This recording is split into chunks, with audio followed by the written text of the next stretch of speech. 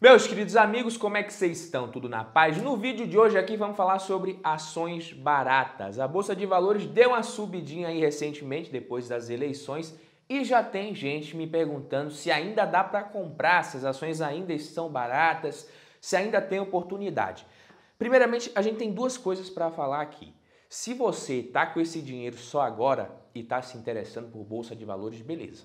Agora, se quando a bolsa estava lá descontada, 100 mil pontos, 105, 110 e você não estava querendo, e agora que começa a subir, só porque deu uma leve subida você já começa a se interessar, você precisa se preocupar, porque você pode estar sendo influenciado por vieses comportamentais.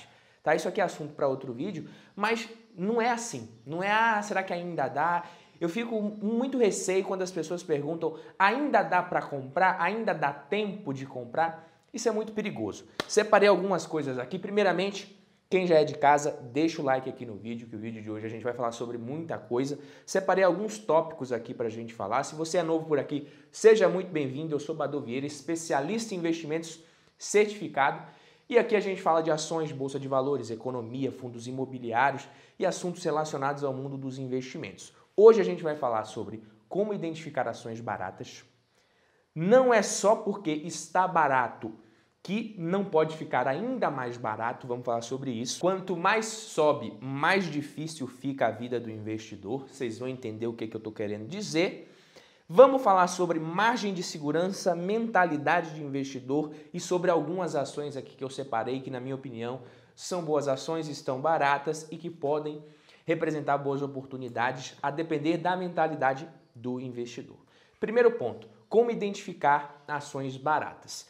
Muita gente defende a ideia de você utilizar os múltiplos de valuation das empresas. Eu acho legal para fazer um filtro, sim, acho interessante. Então, você analisando o P sobre L, o EV/EBITDA, o preço em relação ao valor patrimonial, o PVP, são indicadores que são interessantes para você fazer um filtro ali. Só que você não pode utilizar qualquer indicador para qualquer empresa e comparar uma empresa de um setor com outra empresa totalmente diferente, de outro setor também totalmente diferente. Exemplo, EV/EBITDA é legal para você usar ali nas ações do setor elétrico, para você ver se realmente aquelas ações estão descontadas em relação ao histórico, comparar com outras empresas, até empresas de outros países. Só que não é legal você usar o EV/EBITDA, por exemplo, para analisar um grande banco como Itaú, Bradesco, Banco do Brasil. Por quê? Porque nem tem EBITDA, pô. O modelo de negócio desses grandes bancos faz com que o EBITDA seja uma métrica inútil para você analisar. Então você vai analisar esse indicador, você vai estar apenas perdendo o seu tempo. E às vezes você nem sabe disso e está analisando, utilizando esse tipo de múltiplo, e isso pode acontecer para outros setores, para outras empresas, dependendo do ciclo de vida. Tudo isso influencia. Mas sim, você pode usar os múltiplos para fazer um filtro nas suas análises, para comparar. A gente pode utilizar também o histórico do Ibovespa. Você pega ali o P sobre L histórico do Ibovespa, você vai ver que nesse momento as ações ainda estão descontadas. A nossa bolsa de valores está relativamente barata. Mesmo a gente descontando o peso das empresas de commodities que lucraram muito nos últimos 12 meses e geraram muito caixa, pagaram muitos dividendos, Petrobras, Vale, mesmo a gente desconsiderando o histórico, o P sobre L histórico ainda está descontado.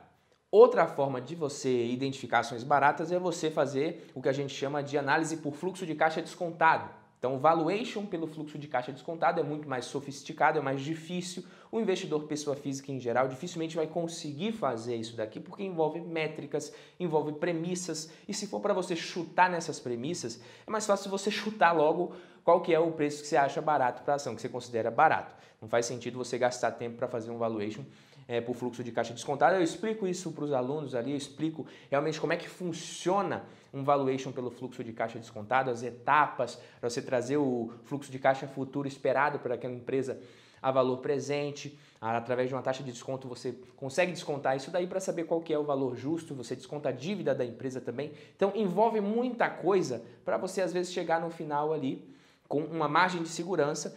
Você estipula um valor justo, na sua opinião, para aquela empresa. E aí você decide se pelo preço que ela está sendo negociada, pelo preço que a ação está sendo negociada, se vale a pena ou não. Então, para a maioria das pessoas, não vai fazer realmente muito sentido a análise do valuation pelo fluxo de caixa descontado, porque é realmente algo mais complexo de ser feito. Para as ações pagadoras de dividendos, eu digo que é mais fácil. Empresas mais maduras, que já estão ali na maturidade, pagando mais dividendos, o que você tem que olhar? Porra, se a empresa está pagando um dividendo legal, se a empresa está distribuindo dividendos de forma consistente, você analisa o histórico, esses dividendos vêm crescendo, o lucro da empresa vem crescendo, você pode investir nesse tipo de ação. É mais seguro, essas empresas são mais seguras. Então tem muitas empresas nessa categoria no setor elétrico, por exemplo.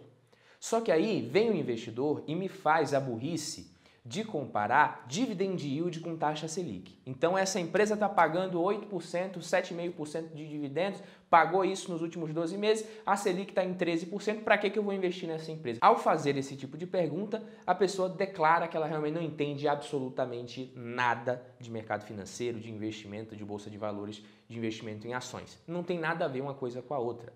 Tá? Se a empresa está pagando esse dividendo, isso aí é uma métrica real. Tá? Os lucros da empresa vão crescer ao longo do tempo, esses dividendos vão crescer ao longo do tempo também, e as ações não têm vencimento como os investimentos de renda fixa. Por enquanto, a gente também tem os dividendos isentos de imposto de renda. Então, daqui a 3, 4, 5 anos, o dividendo que você vai estar recebendo em relação ao preço que você pagou nessa ação, ele vai ser muito maior se a empresa continuar crescendo seus lucros, continuar aumentando os dividendos e provavelmente a Selic vai estar lá embaixo. A tendência é que a taxa Selic caia. E aí você vai realmente ficar feliz por ter decidido investir em ações se você conseguir segurar até lá. Porque pouca gente realmente consegue, dependendo da carteira ali, segurar as ações nos momentos difíceis. Por isso que eu falo, lugar de mão de alface é na renda fixa. Mas se você está aqui, você realmente é um investidor que quer se tornar um investidor de longo prazo, mão de aço e não mão de alface. Então, se a empresa está pagando um dividendo legal e é sustentável, você pode investir, se você considera esse patamar interessante. Só que aí a gente entra no outro ponto que eu separei aqui. Quanto mais a bolsa sobe, mais difícil fica para você encontrar boas oportunidades de descontadas, aquele negócio, né? Quando a bolsa está muito barata, fica muito fácil investir, fica muito fácil você selecionar ali, você conseguir encontrar boas oportunidades no longo prazo. Quanto mais sobe, mais difícil vai ficando, mais pessoas querem comprar, porque a Bolsa de Valores é o único mercado onde os investidores eles se sentem mais felizes comprando mais caro.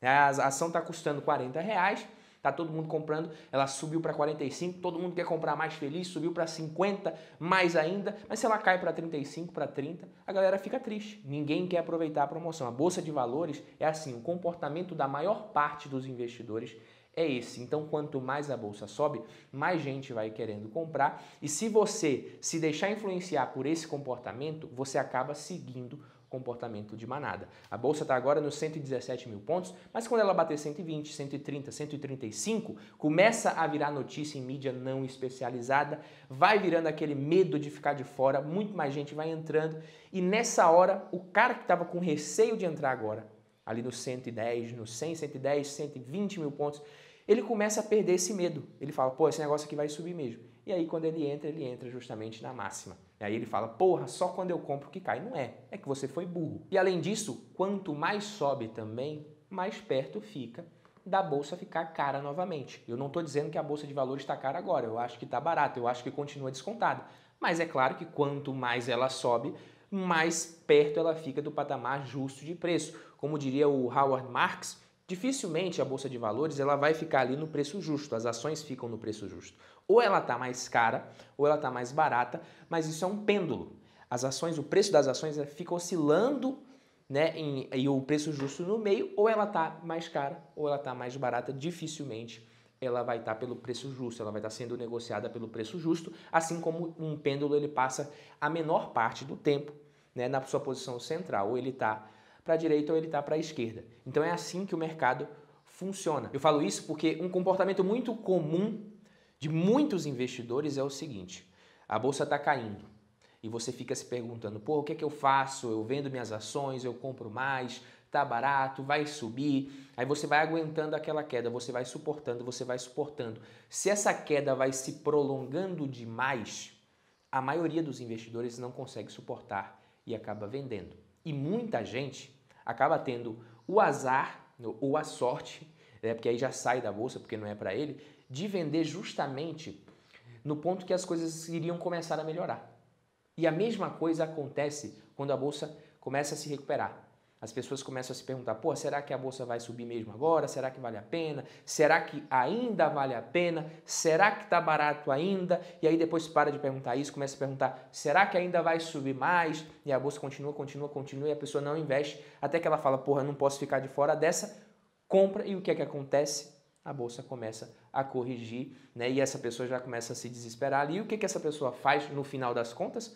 Compra na alta e vende na baixa. Isso aqui é a fórmula para você perder todo o seu dinheiro, né, no médio e longo prazo. Então, cuidado para você não se encaixar nesse tipo de comportamento. Isso aqui é muito perigoso. E como eu ia dizendo, algo muito importante é você comprar com margem de segurança e com mentalidade de sócio. A margem de segurança é aquele negócio, você não precisa acertar, né, a baixa, a mínima, qual que é o preço justo da ação na vírgula. Você só precisa saber identificar ações que realmente estão descontadas. Através de algumas métricas você consegue realmente saber ali, porra, essa ação, por esse preço aqui, né, de acordo com o risco que eu estou exposto nessa empresa, nesse setor, a previsibilidade dos resultados, né, realmente não é muito arriscado, realmente está barato. Quando você tem essa margem de segurança, depois que você compra essa ação, se ela cai mais um pouco, você não se sente tão desconfortável. Ou você compra mais, ou você simplesmente fica tranquilo e mantém a sua posição. E quando você tem a mentalidade de sócio, é mais fácil de você segurar também. Porque você sabe que aquela empresa tem potencial, você sabe o que a empresa faz, como que ela ganha dinheiro. Às vezes está caindo porque ela está passando por um momento difícil, mas o setor que ela está inserida está passando por essa dificuldade também e essa empresa tem vantagens competitivas, né? E se a empresa quebrar, né, o setor inteiro quebra e você sabe que certamente esse setor vai continuar existindo por muitos e muitos anos porque é um setor que é perene. Então tudo isso influencia. Por exemplo, recentemente, a M. Dias Branco, que é a empresa da qual eu sou sócio, estava sofrendo pra caramba, caindo. Eu fiquei tranquilo, por quê? Por causa da mentalidade de sócio, entendi o negócio da empresa, comprei mais, diminui meu preço médio, agora as ações estão se recuperando, mas eu olhava para a situação da empresa e via o que a gestão estava fazendo, a diretoria estava fazendo, e eu via que era mundo real ali, pô. O setor está passando por aquela dificuldade, a empresa estava agindo certo, de acordo com o que ela podia fazer.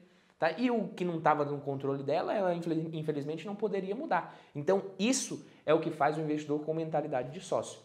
Então, nesses momentos agora, fica cada vez mais importante você comprar e investir em ações no longo prazo, com mentalidade de sócio e buscar margem de segurança. A Sanepar, por exemplo, é uma empresa que eu investi, que eu comprei, que quando ela estava cara, ela era uma ótima empresa, mas eu não comprei, ela caiu pra caramba, aí eu decidi investir na empresa.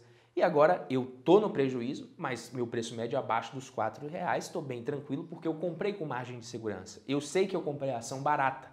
Ela está mais barata ainda agora. Eu posso comprar mais ou posso simplesmente achar que a minha posição já é suficiente, que eu já me sinto confortável com aquela posição, não quero ter uma posição maior, mas eu sei que as ações estão descontadas, na minha opinião, na minha análise que eu fiz ali, é só ter paciência e disciplina que eu vou conseguir um retorno de acordo com o risco que eu topei correr por aquele preço. Agora, quem comprou a R$6,50, R$7, R$8, aí eu já não sei se sente tão confortável assim em manter a posição em Sanepar. Entendeu o que eu quis dizer? Margem de segurança e mentalidade de sócio vai fazer com que você suporte quedas, correções, tudo isso no médio e longo prazo. Se você não tem esse tipo de característica ainda, você precisa desenvolver primeiro uma mentalidade de investidor em ações em renda variável para depois começar, para você não ser aquele tipo de investidor mão de alface. Como eu sempre digo aqui, lugar de mão de alface é na renda fixa mesmo e não tem nada de errado com isso.